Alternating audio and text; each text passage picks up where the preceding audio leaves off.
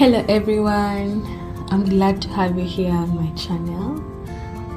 Today we're going to talk about the essential tools you need for crochet.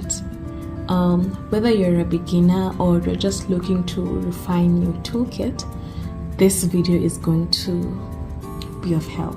Yeah, so let's get started.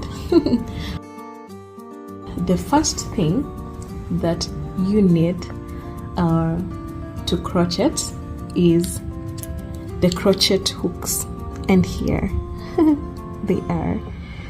I have these 3 here, and we also have some here on our setup. The crochet hooks, they come in different sizes and they also come in different material, but as a beginner you don't need all of this. I would recommend these 3 sizes here that I have. The first size is size 3. Yeah, size 3. Then we have size 4, and we have size 5. How am I able to know the sizes? When you get to buy a hook, the sizes are usually written either here on the end of the hook. I know you're able to see it, or in the middle. Like this one, we have it in the middle. Yeah.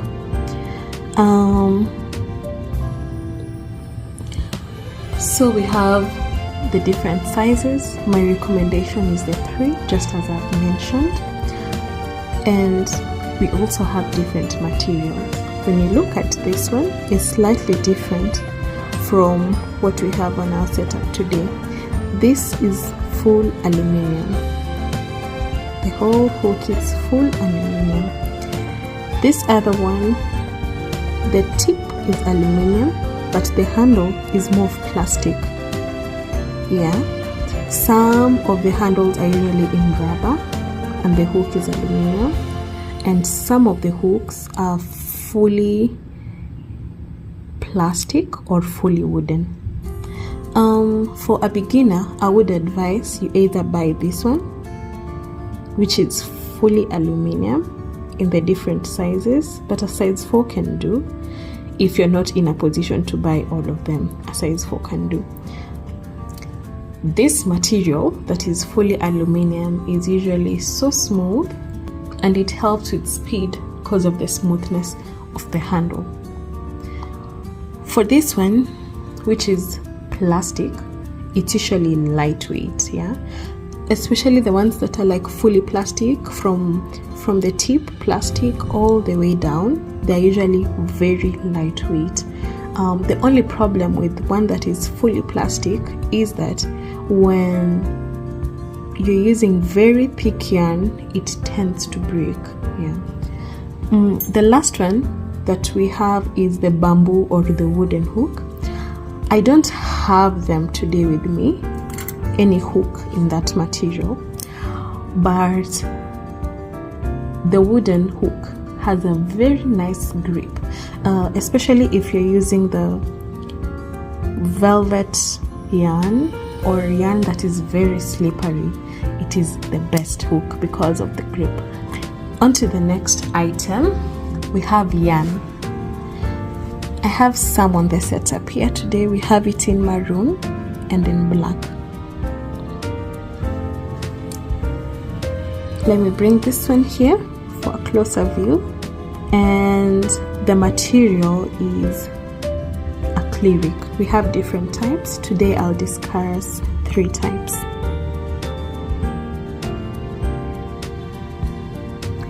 One of the types is acrylic, which I've already shown you guys here. I would advise this for a beginner because first, it's affordable, and second, it's easy to work with. It's actually my favorite type of yarn to work with when making scarves, hearts, or any other beginner friendly. Can even make sweaters or blankets. Yeah. I really recommend this for a beginner. The second one is cotton yarn. For cotton yarn, it's good when you're making summer projects or dishcloths, materials that need any type of cotton. You use cotton yarn. For velvet yarn, it's perfect for cozy projects like blankets, or when you're making baby clothes or baby stuff. Velvet is so nice. It brings out the project beautifully, especially when you're going for something that's so soft and cozy. But for a beginner, I advise this acrylic yarn. You can easily make a lot of things out of it. It's easy to work with, it's affordable, it's easily available here. So for this, it's Robin. That's the brand that I'm using. It's made in Kenya. So for you to start crocheting, what you need are the two. Those are the most essential things: the yarn and the hook. When you have that, you're good to go. Some of the things I'm going to mention now are just additional tools. We have the first additional tool here. It's a darning needle. For a closer view, we'll use this tool. Just like the hooks, the darning needle come in different sizes. When you check this purple one, it's slightly smaller than this green one in terms of height, the thickness, and the space where the yarn goes through. I'll give us a closer look. You'll notice that the green one is slightly bigger. When you're dealing with projects that have lightweight yarn, like acrylic in 4-ply or 3-ply, I advise that you use this one. When you're using chunky yarn, I'd advise you use the bigger hook because of the size. They also come in different materials. We have plastic, this that I have here, and we also have metal, which I don't have today. It will help you to weave in your ends. Yeah, your project turns out to be very neat. The next additional tool are the stitch markers. The beauty of having this small one is for using in smaller projects. Yeah. And the big one here is also used for bigger projects. I'll bring them too closer for comparison. You see, the big one you don't have to open or close because maybe you'll be using chunky yarn, and so the smaller one won't fit, but this will fit nicely because it even has like extra space. This one is usually helpful for you to keep track of the end of rows or important stitches that you need to count or to mark. Yeah, it's also available in plastic or metal. The next essential tool is the tape measure, which we have on set already. This is how it looks,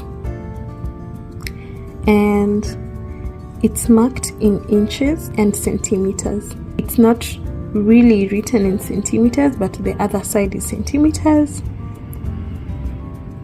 and this side is in inches. It's 60 inches long. I'll show you.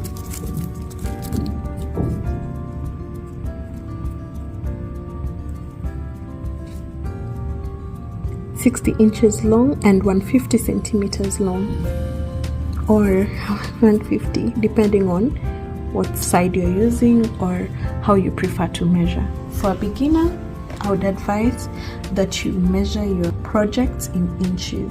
It's easier that way, and most of the tutorials use inches for measuring. This helps to know the size that fits perfectly for you or your client. Yeah, just to ensure that you get the perfect fit, it's good to measure, and this tape measure comes in handy. The other thing that you need is the scissors. you actually need a very sharp pair so that you cut your yarn cleanly. That we also have on set. This is how it looks. I have mine in this color and it's quite pretty. Yeah, opens like that, and this is how I use it for cutting. It's quite sharp. You don't have to have an exact pair of scissors like this. There are other scissors that I usually use, maybe by tailors, or yeah, either is okay. Whatever that works for you is good, but just make sure that it's sharp enough and can neatly cut your projects. If you're just starting out, let me know in the comments which tool you found most useful, and if you're an experienced crocheter, share your favorite tool or tip.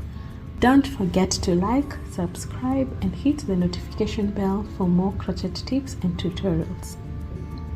Thank you. Bye.